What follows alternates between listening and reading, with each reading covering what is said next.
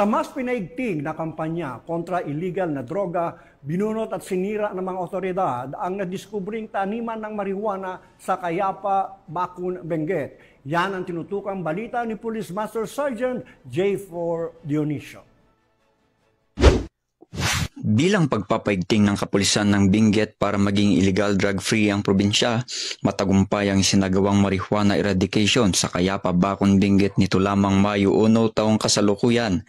Ayon kay Police Colonel Joseph Bayongasan, Provincial Director ng Benguet Police Provincial Office, ang matagumpay na operasyon ay dahil sa pagtutulungan ng mga operatiba sa pangunguna ng Bacon Municipal Police Station, katuwang ang Provincial Drug Enforcement Unit at Provincial Intelligence Unit ng Benguet Police Provincial Office, Regional Intelligence Unit 14 at Philippine Drug Enforcement CAR.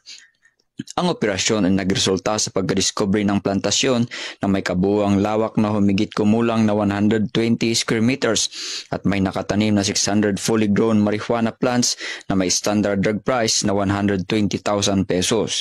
Bagamat walang nahuling cultivator, binunot at sinunog ng mga operatiba ang nasabing marijuana plants at ang sapat na sample ay dinala sa Regional Forensic Unit para sa qualitative test. Ang operasyon na ito ay naayon sa Plan Binadang Gabot ng Benguet Police Provincial Office na naglalayon na maging illegal drug-free ang probinsya bilang pagsuporta sa whole of the nation approach ng kasalukuyang administrasyon upang maging illegal drug-free ang ating bansa.